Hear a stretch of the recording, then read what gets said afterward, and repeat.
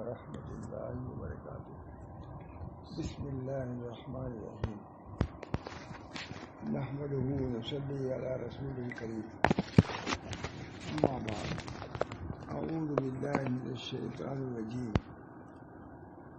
بسم اللہ الرحمن الرحیم۔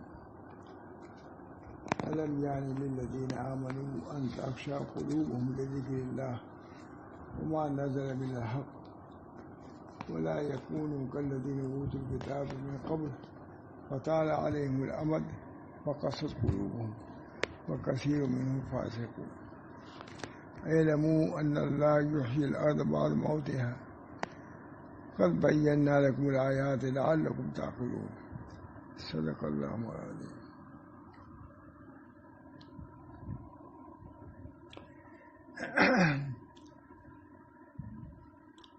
یہ جس کی میں نے تلاوت کی ہے برابر ذہن میں آتی رہتی ہے، اور اس سے کچھ تھوڑی سی عبرت اور نصیحت بھی ہوتی ہے۔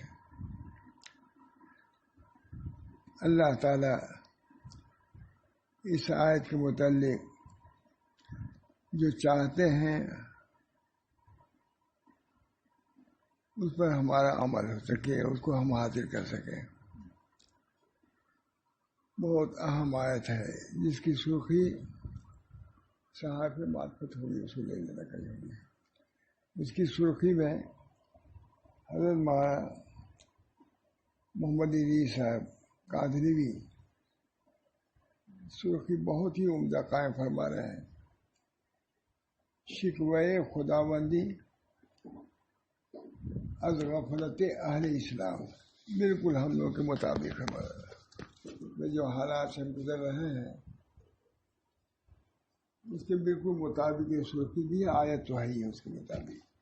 بہت اچھی سرخی، مجھے بہت پسند ہے۔ شکوے خداوندی از غفلت اہل اسلام و انہماک در نعمائے دنیا۔ شکوے خداوندی از غفلت اسلام و انہماک در نعمائے دنیا، مسلمانوں کی غفلت اور دنیاوی نعمتوں میں منہمک ہونے سے اللہ تعالیٰ کا شکوہ۔ اللہ تعالیٰ اپنے بندوں سے شکوہ کر رہے ہیں۔ ظاہر بات ہے کہ اس شکوے کی کتنی اہمیت ہے، ہم بھی تو اس میں داخل ہیں۔ اہل اسلام میں ہم لوگ بھی ہیں۔ کیا پہلے کے زمانے میں جو حضور صلی اللہ علیہ وسلم کے زمانے میں تھے ان سے تو اللہ کا شکوہ ثابت ہو اور ہم اس سے اپنے کو بری سمجھیں؟ نہیں۔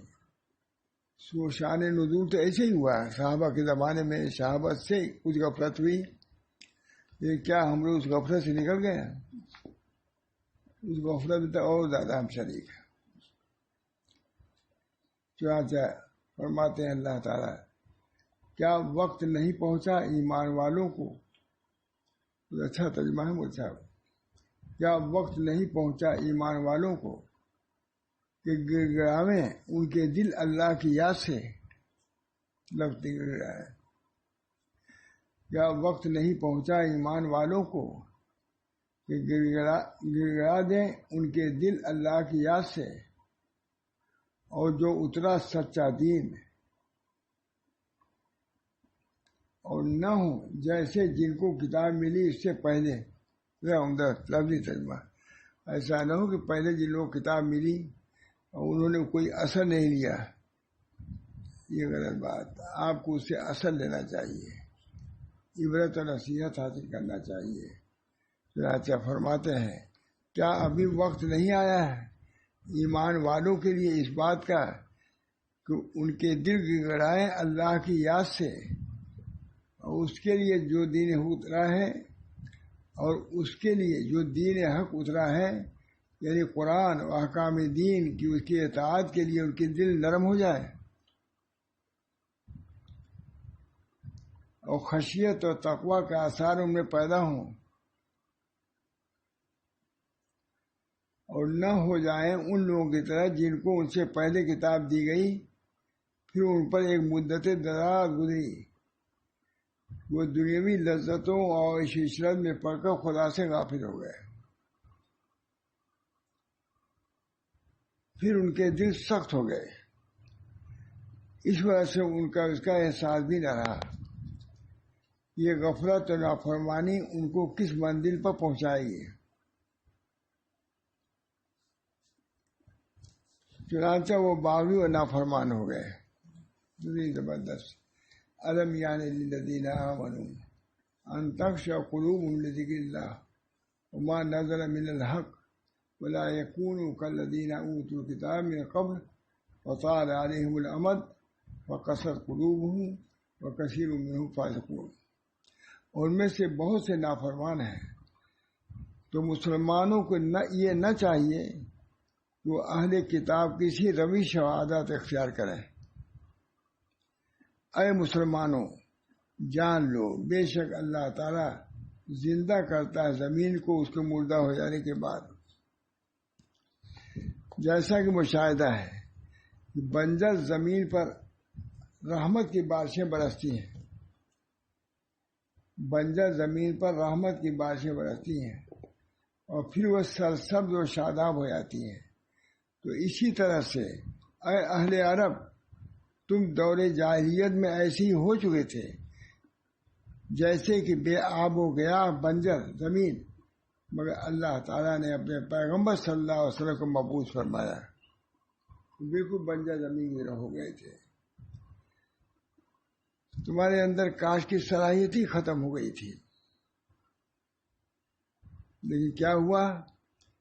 بنجر زمین پر رحمت برستی اور پھر وہ سرسبز و شاداب ہو جاتی ہیں۔ اسی طرح سے اے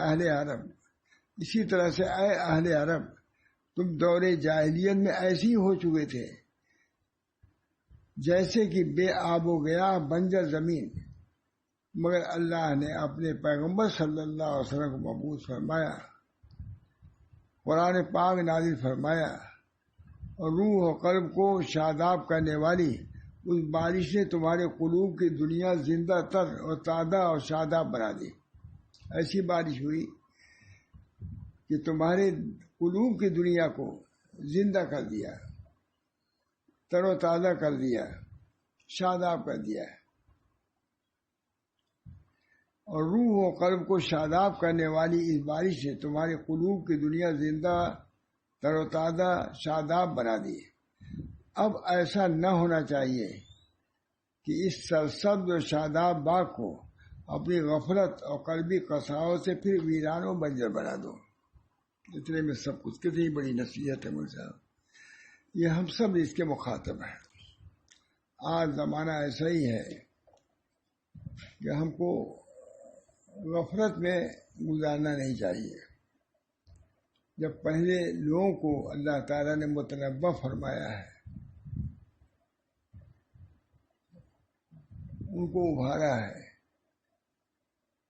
کہ غفلت سے زندگی نہ گزارو، تو آج جب کہ ہم ہر طرح بلاؤں میں مبتلا ہے، کسی کو چین نہیں مولانا، کسی کو سکون نہیں ہے، کسی کو اطمینان نہیں ہے، بیٹھے بیٹھاتے خبریں آتی رہتی ہیں۔ ابھی کھانا کھا رہے تھے، معلوم ہوا کہ ہمارے بغل میں ایک مدرسہ ہے، انگریزی مدرسہ ہے فلاں، معلوم ہوا کہ اس کے بانی کا انتقال ہو گیا، ابھی بھی معلوم، مجھ سے فرمان وہاں بیٹھے بھی ہیں، یہ معمولی بات نہیں ہے، فلاں چلا گیا فلاں، خیر قلعہ فلاں و غنیمت شمار عمر لا پیشتر کی بانگ برائے فلاں نماز، کتنا عمدہ شعر ہے۔ خیر قلعہ فلاں و غنیمت شمار عمر لا پیشتر کی بانگ برائے فلاں نماز، بہت عمدہ شعر ہے، فارسی کا ہے کہ نہیں؟ ہاں فارسی پڑھ ڈالو۔ خیر قلعہ فلاں و غنیمت شمار عمر، خیر قلعہ فلاں و غنیمت شمار لا پیشتر کی بانگ برائے فلاں نماز، اس سے پہلے کی آواز آئے کہ فلاں نہیں رہا، اس سے پہلے میں کچھ کر دو۔ کہتے ہیں یقال کل یوم مات فلان و فلاں. یہ کون کہہ رہا ہے؟ حضرت عمر رضی اللہ عنہ فرما رہے ہیں، سعدی کا شعر نہیں ہے، حضرت عمر کی طرف.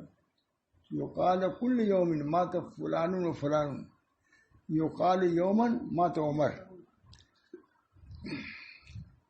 ہر دن کہا جاتا ہے فلاں آدمی مر گیا، فلاں آدمی مر گیا. لیکن یہ کہا جائے گا کہ عمر کا بھی انتقال ہو گیا. اس سے مراقبہ موت کا دلیل ملی کہ نہیں؟ صوفیہ کرام مراقبہ موت سے کہتے ہیں کہ حضرت عمر کا یہ قول ہے، مراقبے پر دلالت کرتا ہے کہ نہیں؟ کوئی چیز بدعت نہیں ہے. مراقبہ موت تو اللہ تعالیٰ نے خود کرایا ہے. وَلَا تَمُوتُنَّ إِلَّا وَأَنْتُمْ مُسْلِمُونَ. موت ہے جو موت کے اتنی مرتبہ یاد کرتا ہے اس کے لیے بڑی فضیلت بھی ہے. خود نبی اکرم صلی اللہ علیہ وسلم موت کو یاد کرتے تھے.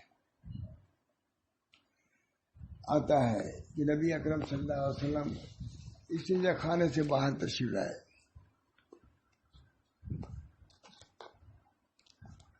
وہ جلدی سے تیمم فرما لیا. استنجا خانے سے باہر آئے، فوراً تیمم فرما دیا.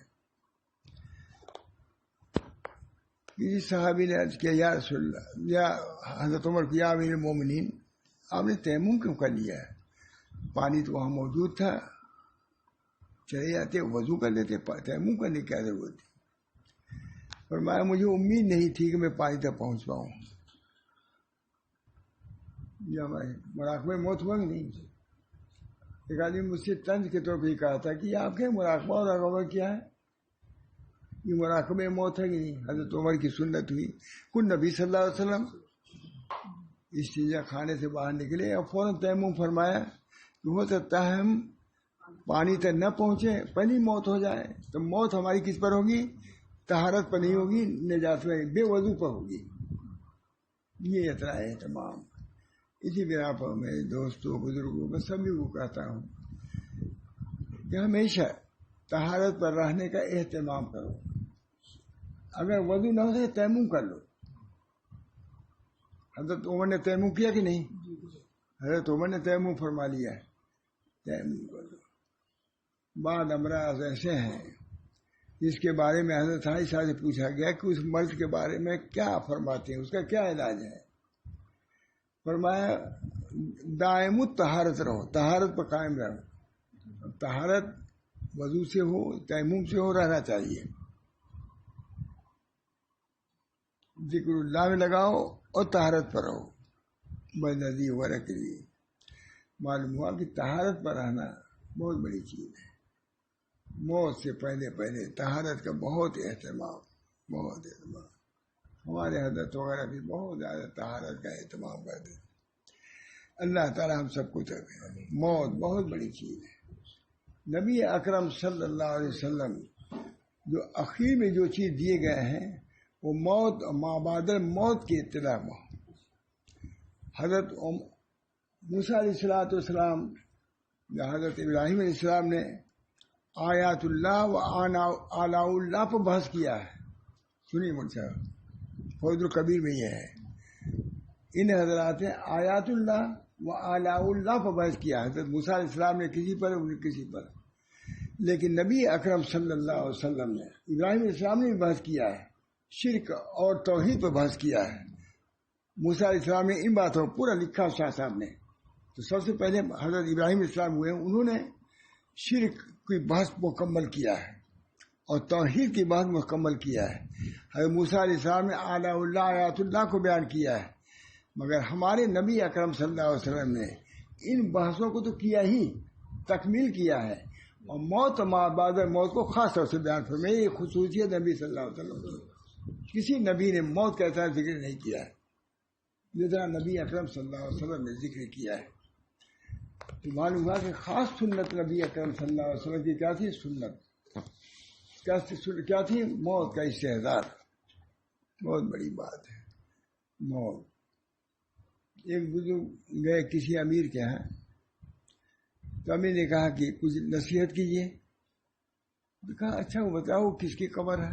قبرستان رہتا نہیں لوگ ہے. کہا ابا کی ہے.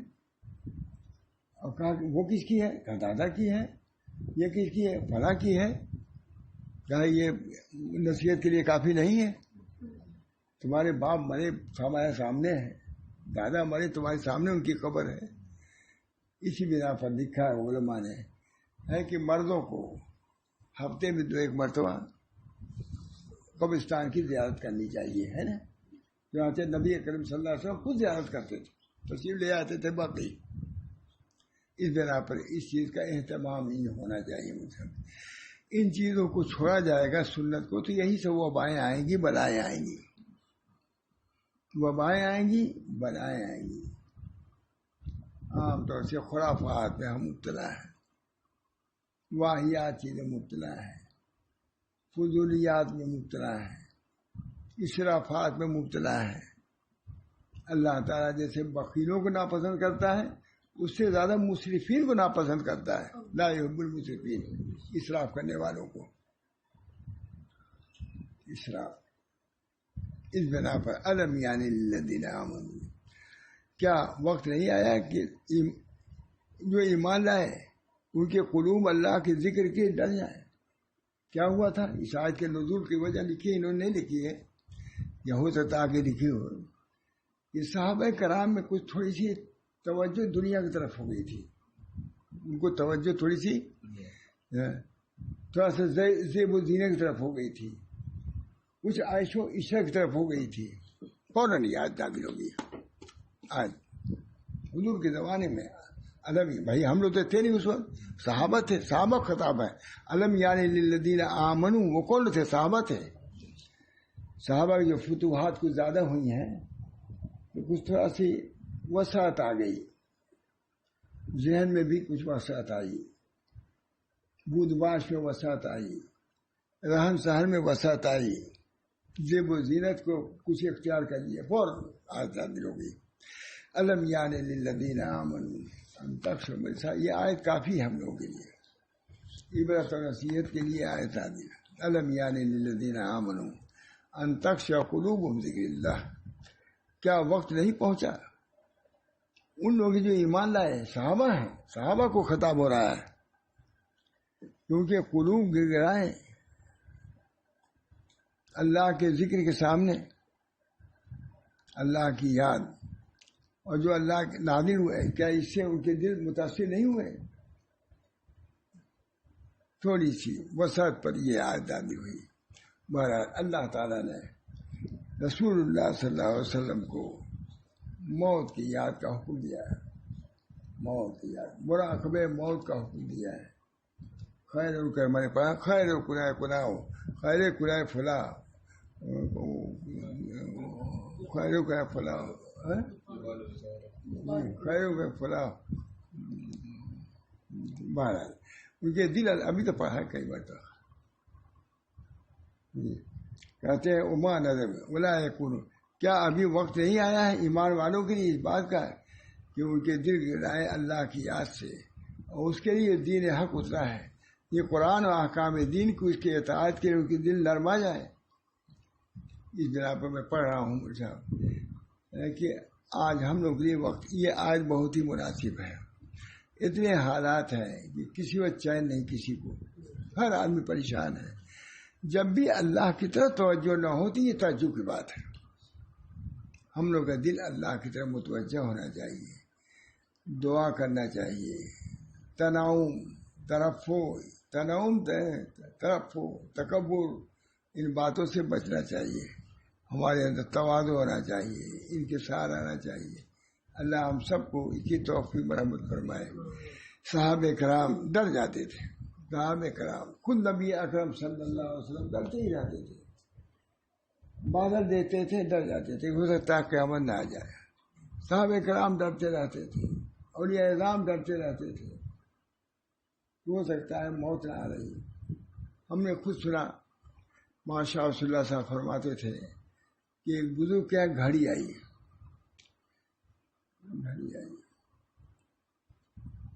اس گھڑی کو رات بھر دیکھتے رہ گئے. صبح ہو گئی. اب کیا دیکھتے تھے، کیا وجہ؟ حضرت نے فرمایا یہ کہ اسی طرح کی عمر ہماری قدم سیکنڈ ہے، منٹ ہے، کم ہوتی چلی جا رہی ہے. یہ موت کا استعداد، مراقبہ موت بہت ضروری مرنا. اور ابھی زمانے میں تو میں نے کہا ایک دفعہ وہاں مقصود صاحب تھے کہ پہلے تو مراقبہ کیا جاتا تھا موت کا، اب تو مشاہدہ ہو رہا ہے موت کا. مشاہدہ، مراقبہ کی ضرورت نہیں ہے، اب تو مشاہدہ ہے. کب کس کے ساتھ کیا ہو جائے کچھ نہیں جانتا. اس بنا پر اللہ تعالیٰ سے دعا بھی کرنی چاہیے کہ اللہ تعالیٰ ہم سب لوگوں کو ایسی حالت پر رکھے کہ جب ہم جائیں تو صحیح سوال کا جواب تو دے سکیں. میں جونپور گیا تھا، اجتماع تھا تبلیغی، اس میں آئے تھے حضرت جی، آئے ہوئے تھے، بہت بڑا مجمع تھا. انہوں نے فرمایا بہت عمدہ طریقے سے فرمایا کہ آج یہ سب چلت پھرت تبلیغی جماعت والوں خاص طور سے یہ سب چلت پھرت اس لیے ہے کہ 3 سوالوں کا ہم جواب تیار کر لیں. یہ سب چلت پھرت اس لیے کہ 3 باتوں کا ہم جواب تیار کر لیں. وہ کیا ہے؟ من ربوں کا، قبر میں جاتی سوال کیا جائے گا تمہارا رب کون ہے. اس وجہ سے جب بھی قبرستان جائے اس کا تصور ضرور رہنا چاہیے. اسی بنا پر لکھا ہے کہ قبر سے جب الگ ہو تو پھر جانا چاہیے. کچھ ہے اس کے اندر، جو وہ وقت ہوتا ہے سوال کا، اس کی وجہ سے اس کے سوال جواب میں کوئی نرمی آ جائے گی. مجھے مار بتلاتے تھے اس کو ہے. اس بنا پر توجہ کرو مردے کی طرف کہ اللہ اس کو جو سوال ہو صحیح جواب دے دے. من ربوں کا، تمہارا رب کون ہے؟ جو رب کو یہاں پہچانے گا وہ تو رب کو بتلائے گا. جو رب کو جانتے نہیں وہ کیا جانے. بندہ کہے گا سچا مومن ہوگا میرا رب اللہ ہے.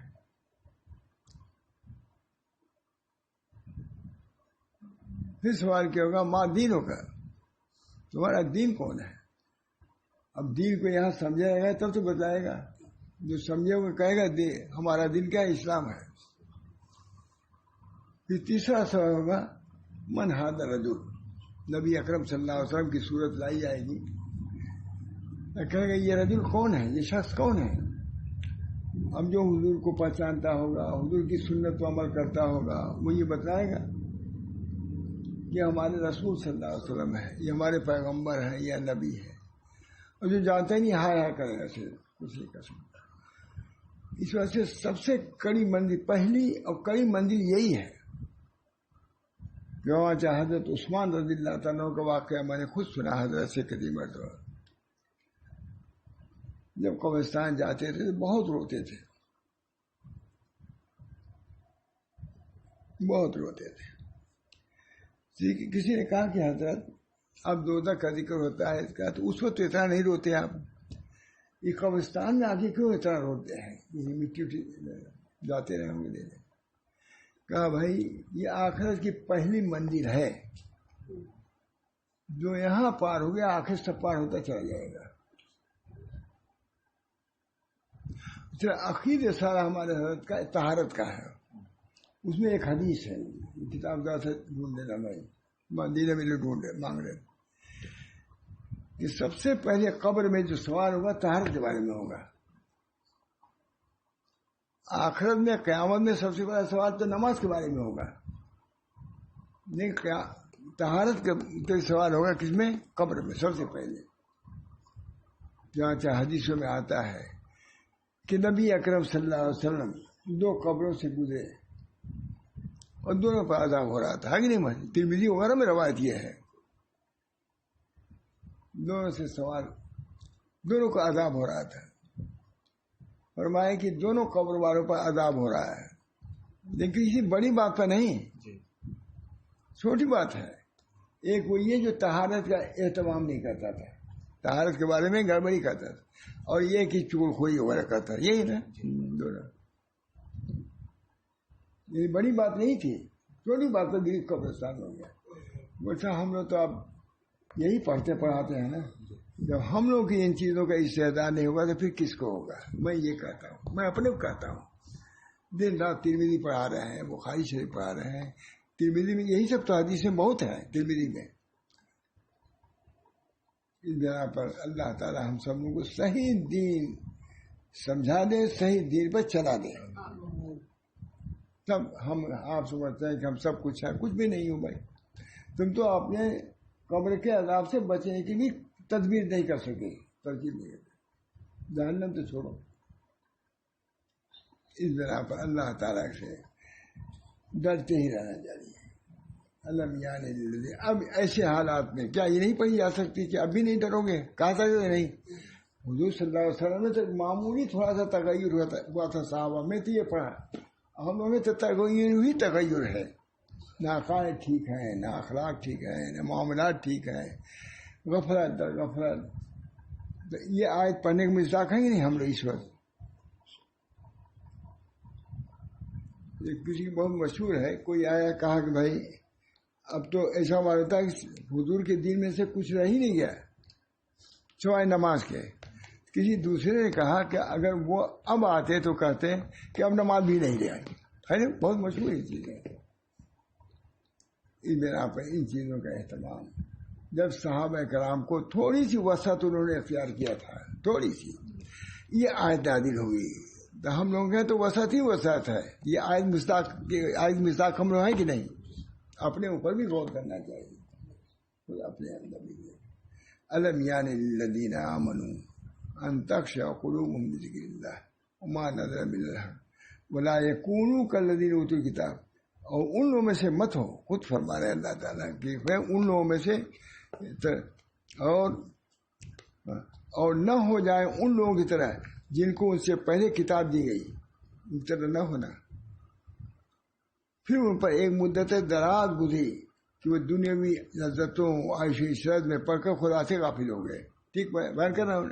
تشریح کی صحیح ہے کہ نہیں؟ تو مجھ پر بھی کبھی غفلت نہیں کر سکتا. کبھی ایسا اثر ہو جاتا ہے کہ میں کیا کہوں، ڈگمگا جاتا ہوں. کل میں صحیح ہے، جب یہ پڑھ رہا تھا تو میری طبیعت پہلے جو پڑھا تو طبیعت عجیب ہو گئی تھی میری. اب ٹھیک ہے. دیکھیے، اور نہ ہو جائیں ان لوگوں کی طرح جن کو ان سے پہلے کتاب دی گئی. پھر ان پر ایک مدت دراز گزری وہ دنیاوی لذتوں عیش و عشرت میں پڑھ کر خدا سے غافل ہو گئے.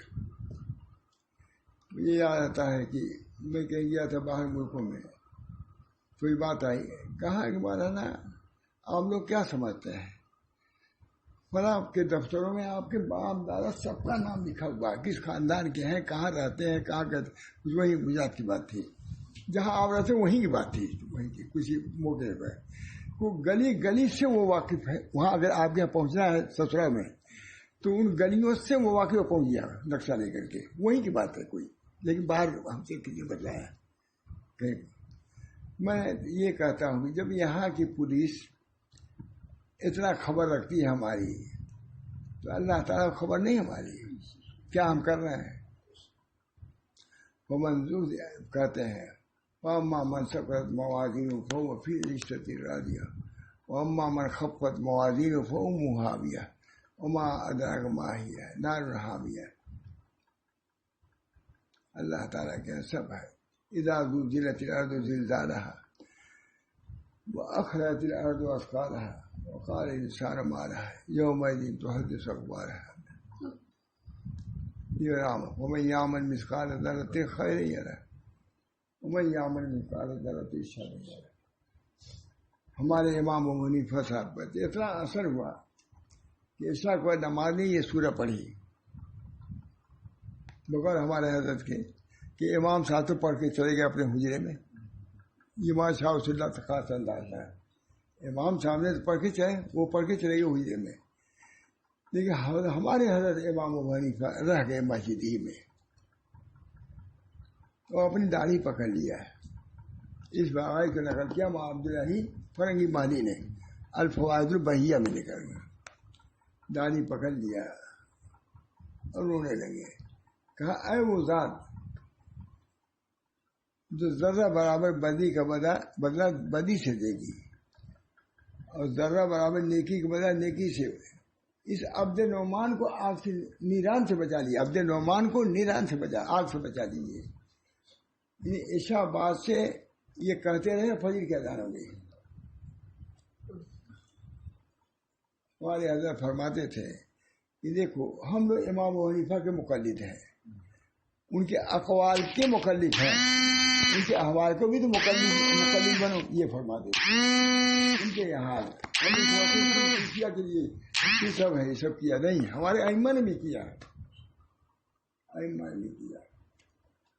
مجھے یاد ہے، روایت ہے کہ امام محمد صاحب کہیں گے یا ان کے یہاں کوئی گیا سمجھیے، وہ گئے تھے شاگردی کے لیے۔ جب وہ سونے لگے تو ان کے سرہانے لوٹا پانی بھر کے رکھ لیا ہے۔ اندازہ تھا کہ تہجد یہ پڑھتا کہ نہیں، اگر تہجد پڑھتا تب تو ہم لیں گے، شاگردی میں نہیں لیں گے، نام میں ساتھ فرق ہو جائے لگی۔ تو جنہوں نے پانی بھر کے رکھا تھا امتحان لینے کے لیے، گئے صبح پانی بھرا ہوا رکھا، کہا یہ ہماری شاگردی کے لائق نہیں ہے۔ کہا تم آئے ہو ہماری شاگردی کے لیے اور تمہیں تہجد نماز بھی نہیں پڑا، پانی ویسے ہی رکھا ہوا ہے۔ کہا حضرت میں سویا ہی نہیں تو پانی کیا ضرورت پڑتی مجھ کو، لیجیے۔ قرآن میں سوئی ہی نہیں، ابھی وضو ضرورت پڑتی، وضو ٹوٹتا تب تو سوئی نہیں۔ ایسے ہمارے اکابر رہ چکے ہیں۔ یہ اخبار سرب میں یہی چیزیں درج ہے ہی نہیں پورا، ہم نے شروع سے آخر تک اس قسم کے واقعات بھی لکھے ہیں جہاں تک ہو سکا۔ بہرحال اللہ تعالی ہم سب لوگوں کو نبی اکرم صلی اللہ علیہ وسلم کی سنت کے مطابق چلنے کی توفیق دے۔ خود حضور اقدس صلی اللہ علیہ وسلم باوجود مغفور ہونے کے، مغفرت، رات رات بھر عبادت فرماتے تھے۔ آپ کے پیر مبارک متوازن ہو جاتے تھے۔ کس نے کہا یا رسول اللہ آپ مغفور ہیں، تب بھی آپ اتنی عبادت کرتے ہیں، مشقت؟ فرمایا رسول اللہ صلی اللہ علیہ وسلم نے افلا اکون عبد شکورا، کہ میں عبد شکور نہ بنوں؟ جب اللہ تعالیٰ نے میری مغفرت کر دی تو شکر کو زیادہ مستحق کہ میں اللہ کا شکر کروں، اللہ کی عبادت کروں۔ بہرحال یہ خدا کا، پھر ان کے دل سخت ہو گئے، اس وجہ سے ان کا احساس ملا کہ یہ غفلت ہماری، یہ غافل، یہ سخت دل ہو گئے جس کی وجہ سے غافل ہو گئے۔ دیکھو آگے کیا لکھ رہے ہیں، اس وجہ سے ان کو اس کا احساس بھی نہیں رہا کہ یہ غفلت نافرمانی ان کو کس مندر پہنچائے گی۔ یہی حال ہم لوگوں کا، غفلت ایسی طاری ہوئی ان کو احساس ہی نہیں ہوا کہ ہم جو غفلت میں آ گئے ہیں اس کا کیا نتیجہ ہوگا، اس کا بھی احساس ختم ہو گیا ہے۔ پھر اچھا باغی اور نافرمان ہو گئے، غفلت کے نتیجے میں باغی اور نافرمان ہو گئے، اور ان میں سے بہت سے نافرمان ہیں ہو گئے، اور ان میں سے بہت سے نافرمان ہیں۔ تو مسلمانوں کو یہ نہ چاہیے وہ اہل کتاب کسی روش اور عادت اختیار کریں، یہ سنانا ہے۔ یہ نہیں کہ سب لوگ غفلت میں تو ہم لوگ بھی غفلت میں چلیں، دوسری قومیں جو چاہتے ہیں کریں وہ ہم بھی کریں، نہیں، ہم کو تو اللہ کی طرف رجوع ہونا ہے۔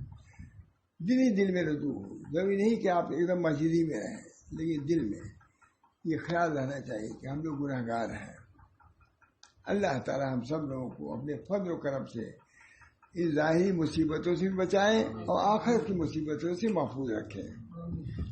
ان میں بہت سے نافرمان ہیں، تو مسلمانوں کو یہ نہ چاہیے وہ اہل کتاب کی ہی روش و عادت ہے، کتنا عمدہ ترجمہ عمدہ ہے۔ تو مسلمانوں کو یہ نہ چاہیے کہ وہ اہل کتاب کی سی روش اور عادت اختیار کریں۔ اے مسلمانوں جان لو بے شک اللہ تعالیٰ زندہ کرتا ہے زمین کو، کتنا عمدہ آیت دیکھیے، آیت کا ترجمہ تو پڑھیے کافی ہے کے لیے۔ اے مسلمانوں جان لو بے شک اللہ تعالیٰ زندہ کرتا ہے زمین کو اس کا مردہ ہو جانے کے بعد، مردہ ہو جانے کے بعد۔ جیسے کہ مشاہدہ ہے کہ بنجر زمین پر رحمت کی بارشیں برستی ہیں اور پھر وہ سرسبز و شاداب ہو جاتی ہیں۔ بنجر زمین ہے لیکن صحیح توبہ آدمی کرتا ہے تو وہی شاداب زمین ہو جاتی ہے۔ بنجر زمین پر رحمت کی بارشیں برستی ہیں اور پھر وہ سرسبز و شاداب ہو جاتی ہیں۔ اسی طرح سے اہل عرب، سنو اہل عرب، تم دور جاہلیت میں ایسے ہی ہو چکے تھے، اپنے غفلت کی وجہ سے بالکل بنجر زمین ہو گئے تھے، کوئی تمہارے اندر صلاحیت باقی نہیں تھی. جیسے کہ بے آب و گیا بنجر زمین، مگر اللہ نے اپنے پیغمبر صلی اللہ علیہ وسلم کو مبعوث فرمایا.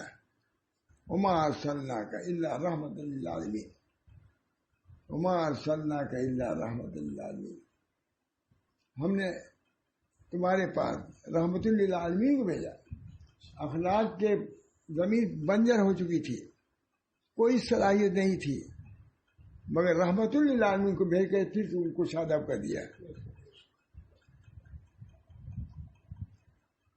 کہتے ہیں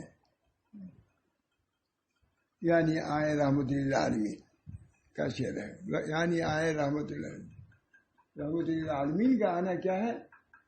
زمین کو سب نے شاداب کر دیا بجر میں، اور پھر وہ سرسبز و شاداب ہو جاتی ہے. اسی طرح سے اہل عرب تم دور جاہلیت میں ایسے ہی ہو چکے تھے جیسے باب ہو گیا بنجر زمین، مگر اللہ نے اپنے پیغمبر صلی اللہ علیہ وسلم کو مبعوث فرمایا، قرآن کریم نازل فرمایا. روح و قلب کو شاداب کرنے والی اس بارش نے تمہارے قلب کی دنیا زندہ اور تر و تازہ اور شاداب بنا دی. اب ایسا نہ ہونا چاہیے. اب تم ہو چکے ہیں، اب نہ صحابہ کو ہے تم تو پوری طریقے سے شاداب ہو چکے ہو، لیکن اگر تم غفلت اختیار کرو گے پھر پہلی دور پہ لوٹا دیے جاؤ گے. یہ قرآن کہہ رہا ہے. اب ایسا نہ ہونا چاہیے. اس سرد و شاداب باغ کو اپنی غفلت اور قلبی کتھاؤں سے پھر ویرانوں بنجر بنا دو. ایسا نہیں ہونا چاہیے. جب صحابہ کو یہ کہا گیا ماننا، تو ہم لوگوں کے لیے خطاب نہیں ہے. میں اسی بنا کر دیا ہے کہ صحابہ کے موجودگی میں ان میں کچھ کمی محسوس کیا، اللہ نے اتنی سخت آیتیں نازل کر دی. ہم لوگ تو سب کیا ہے، بدعات ہیں، معصیت ہیں، غفلتیں ہیں، کیا کیا ہے. بس اللہ تعالیٰ اپنا فضل و کرم فرمائے. یہ ہے کہ نبی اکرم صلی اللہ علیہ وسلم نے فرمایا، صحابہ سے خطاب کر کے فرمایا کہ دیکھو، اگر تم دین کے 10ویں حصے میں سے ایک حصہ بھی چھوڑو گے تو تمہاری گرفت ہو جائے گی. ہے کہ نہیں؟ حدیث ہے. دین کے 10ویں حصے کو بھی چھوڑے ہوئے تو گرفت ہو جائے گی. مگر وہ ایک زمانہ ایسا آنے والا ہے کہ 10ویں حصے کو اختیار کرنے کا تو نجات پا جائیں گے. ہم لوگوں کا تو وہی زمانہ ہے. ہم کہتے ہیں اللہ تعالیٰ 100 حصے کو بھی قبول کر دے گا. اگر 100 حصہ بھی ہم کرے تو انشاءاللہ قبول ہو جائے. توجہ خود کر دے تو قبول ہو جائے گا. کیونکہ ہمارے حضرت ماتھانی کہتے تھے کہ پہلے زمانے جو بہت مجاہدات کے بعد جس درجے پر لوگ پہنچتے تھے، اب تھوڑے سے مجاہدے میں وہاں تک پہنچ جاتے ہیں. ہر تھانوی قوم ہے. اس بنا پر تھوڑی سی توجہ اگر ہم کریں، خواص سے بھی کہتا ہوں، عوام سے تو کہتے ہیں. ہمارے حضرت جب کوئی سیلاب وغیرہ آتا تھا، ایسا تو عذاب کبھی دیکھا ہی نہیں جو اس وقت ہے. ہم نے چونکہ نشے میں تال کے کرائے رہتے تھے، پانی آ جاتا تھا خانقاہ میں. اس میں جب دیکھتے پانی آ جائے گا، بہت خانقاہیوں بلاتے تھے، کہا دیکھو پانی آ رہا ہے، سیلاب آ رہا ہے، اللہ کی تو توجہ کرو. اگر تم چند آدمی متوجہ صحیح معنی ہو جاتے تو رک جاتے تھے. اتنا یقین تھا کہ اگر کچھ لوگ بھی دعا کریں گے تو اللہ تعالیٰ سیلاب کو طوفان کو روک دے گا. اتنا یقین. تو یہ بھی نہیں ہے کہ سب مل کے کریں تب نہیں، بلکہ جو لوگ جہاں ہیں وہی کریں، انشاءاللہ نجات ہو جائے گی. خانقاہ کے لوگ ہیں یا مدرسے کے لوگ ہیں، نیک لوگ ہیں، دیندار ہیں، گھروں میں دینداری ہے. یہ نہیں کہ ہر جگہ بددینی ہو گئی ہے. سب لوگ یہ سمجھ کے کریں کہ اگر ایک آدمی کی دعا قبول کرے، اللہ تعالیٰ سب کے لیے قبول کر دے گا. اس بنا پر اللہ تعالیٰ سے دعا، توبہ، استغفار یہ بہت ضروری ہے. ایک واقعہ ابھی یاد کیا، اس سے پہلے یاد آیا تھا. حضرت ذوالنون مصری بہت بڑے بزرگ تھے، معلوم ہے. مصر میں بہت بڑا قحط ہوا. حضرت صلی اللہ علیہ وسلم بہت بڑا قحط. بہت لوگوں نے توبہ، استغفار اور مطلب کہ باہر گئے، استسقاء کی نماز پڑھی. یہاں تک کہ جو آزاد عورتیں تھیں وہ بھی گئی، پورے طریقے سے استسقاء کی نماز پڑھی گئی. پانی نہیں برسا. قحط ساری تھی، پانی نہیں برسا. حضرت ذوالنون مصری گئے تو کہا بھائی دیکھو، گناہ گار جب تک کسی مجلس میں رہتا ہے اللہ کی رحمت نازل نہیں ہوتی ہے. میں سب سے بڑا گناہ گار ہوں. ظلم المثلی کہہ رہے ہیں نہ سب سے بڑا گناہ گار ہوں. اس بنا پر جب تک میں یہاں مصر سے نہیں نکل جاؤں گا اس وقت بارش نہیں ہوگی. کتنی مدد سنا مانا رہا ماشاء اللہ صاحب. جب تک میں یہاں سے نکل نہیں جاؤں گا اس وقت بارش نہیں ہوگی. اچھا اٹھے اور مصر سے نکل کے چلے گئے. جب چلے گئے تو بارش ہو گئی. اب سب لوگوں کو اشکال ہوا تھا. تھانوی سے بھی لوگوں نے پوچھا کیا حضرت سب سے بڑے گناہ گار وہی تھے کیا؟ جگہ بھی دیا. انہوں نے کہا سب سے بڑا گناہ گار میں ہوں. اس وجہ سے جب تک میں رہوں گا بارش نہیں ہوگی. میں نکلتے ہی بارش ہو جائے گی. تو ہو گئی. تو اب اشکال ہوتا ہے اب کے لوگوں پر بھی کیا ظلم المثلی اتنے بڑے تھے جبکہ اتنے بڑے بزرگ تھے. ان کو ایک دفعہ چھینک آئی. لوگوں نے یا رحمۃ اللہ کا انہوں نے الحمدللہ کا تو بادشاہ ڈر گیا کہ اتنے لوگ کہیں ایسا تو کوئی حملہ والا تو نہیں ہونے والا ہے. لوگوں نے کہا نہیں ان کو چھینک آئی ہے اس میں آپ یہ سب صورت ہوئی. یا رحمۃ اللہ کی آواز بھول گئی ہے. ایسے بڑے آدمی تھے لیکن اپنے کو لوگ گناہ گار کہا اور بارش بھی ہو گئی. تو کیا وجہ ہے؟ حضرت تھانوی نے وہ جواب دیا ہو سکتا کوئی ایسی لفظ ہے. یہ میں کہتا ہوں مول صاحب بات یہ تھی کہ اللہ تعالیٰ کو اعتراف ذنب بہت پسند ہے. گناہوں کا اعتراف. جب نبی صلی اللہ علیہ وسلم گناہوں کا اعتراف کر رہا ہے تو اگر ظلم المثلی نے اعتراف کر لیا تو کیا ہوا؟ ایک تو گناہوں کا اعتراف کیا اور حضور نے اعتراف کیا تو سنت کی اتباع بھی ہو گئی. تو دو چیزوں کا ایسی بارش ہوئی. ان کے گناہ کو ایسے نہیں بلکہ گناہوں کے اعتراف کی وجہ سے. اور حضور نے گناہ کے اعتراف کیا نہ موترف بذنبی میں اپنے گناہوں کے اعتراف کرتا ہوں. تو ایک تو اعتراف گناہ خود کیا انہوں نے گناہ کا اقرار کیا اور تیسرے کہ نبی اکرم صلی اللہ علیہ وسلم نے گناہوں کا اعتراف کیا ہے. تو اس سنت کی اتباع کی وجہ سے بارش اللہ تعالیٰ نازل فرما دیا. گناہ کی وجہ سے نہیں اعتراف گناہ کی وجہ سے. یہ حضرت کے علوم ہے ماشاء اللہ صاحب کے اعتراف ذنوب کی حیثیت. اللہ تعالیٰ نے ہم کو اپنے گناہوں کا اعتراف کرنا چاہیے. اپنے کو بالکل الگ تھلگ مزکا مصفہ نہیں سمجھنا چاہیے. ان المعترف بذنبی اسألک مسرۃ المسکین و ابتہل الیک ابتہال المذنب الذلیل. اللہ تعالیٰ ہم سب لوگوں کو اپنی حقیقت کو سمجھنے کی توفیق دے. اور یہ جو بلائیں آئیں اپنے گناہوں کا اس کو سمرا کرنا چاہیے. اپنے گناہوں کا اگر یہ چیز ہو جائے گی انشاءاللہ العزیز اللہ کی طرف سے رحمت کی فضا بھی قائم ہو سکتی ہے اور رحمت کی بارش بھی ہو سکتی ہے. یہ بھائی اپنے طور پر یہ ذہن میں ہمارے آیا. ہم بول بھی نہیں سکتے تھے طبیعت میں تھی لیکن چونکہ مضمون بہت اہم تھا ہم چاہتے تھے سمجھ کے اس کو بیان کریں. اس میں سمجھ ہی کے بیان کرنے کی کوشش کیا ہم نے. جذبات میں نہیں بیان کیا ہے سمجھ کے بیان کیا ہے. اللہ تعالیٰ مجھے بھی اس سنت نبوی کو اختیار کرنے کی توفیق دے. وہ کیا ہے؟ اعتراف ذنوب. پوری کتاب ہے اعتراف. یہ کتاب نما حضرت کی کتاب ہے الاعتراف والاستغفار من الذنوب من آدم سنن نبی صلی اللہ علیہ وسلم. بہت عمدہ. یہ جو پیر صاحب تھے جو ہے وہ بھی سیدھانے اپنی اس کتاب کو رکھتے ہیں. کتاب کو کیا نام ہے اس کا؟ حضرت کا نام رکھا ہوا ہے الاعتراف والاستغفار من الذنوب من آدم سنن نبی صلی اللہ علیہ وسلم. یعنی اعتراف کرنا گناہ کا اور گناہوں سے توبہ کرنا یہ حضور کی آدم سنت ہے. بڑی سنت ہے. تو جو اس بڑی سنت کو اختیار کرے گا تو بڑی نعمت بھی پائے گا. ایک تو تہجد کی نماز سنت ہے وہ بھی ایک سنت ہے اور ایک یہ ہے کہ اپنے گناہوں کا اعتراف یہ بھی سنت ہے. اب وہ سنت بڑھی ہے وہ سنی تو اللہ مالی جانے. ہم تو دونوں کہتے ہیں سب ایک سے ایک سنت ہے حضور اقدس صلی اللہ علیہ وسلم کی. بارہ اللہ تعالیٰ ہم سب لوگوں کو توفیق دے. یہ اعتراف ضرور ماشاء رسول اللہ صاحب نے لکھا ہے اور اس حقیر نے اعتراف قصور لکھا ملا دیا ہے. قصور کا اعتراف ذنوب اور اعتراف قصور دونوں کو ملا کر کے دو کتابوں کی. اللہ تعالیٰ مجھے بھی توفیق دے اس پر عمل کرنے کی اور اللہ تعالیٰ اپنے فضل و برکات سے ہم لوگوں کی ساری امت کو ساری عالم کو سارے عالم کو تفویض فرمائے اور اللہ تعالیٰ خاص رحمت کا نزول فرمائے.